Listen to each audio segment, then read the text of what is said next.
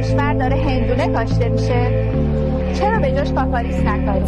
کاپاریس یک گیاه بسیار مقاوم به شوری، خشکی و تابش بالاست. محصولی میده که از نظر اقتصادی ارزش بسیار بالایی داره و صادراتیه.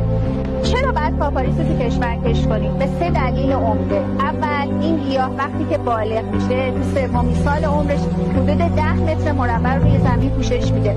بنابراین گزینه بسیار مناسبیه برای اینکه بیابان‌زدایی باش انجام بشه و کنترل ریسک است.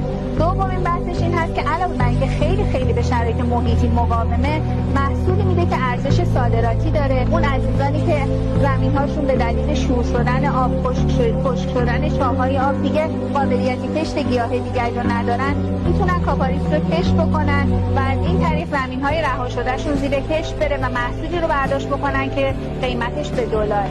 سومین مسئله مهمش اینه که این گیاه میتونه باعث اشتغالزایی بشه. در زنجیره کشت، داشت، برداشت و بعدش فراوری اولیه‌اش حدود چندین هزار نفر میتونن در کشور شغل داشته باشن. دیگه وقتش رسیده که مسئولین کشور ما با توجه به شرایط بحرانی منابع آبی و خشکسالی نسبت به کشت این گیاه جدی‌تر فکر کنند.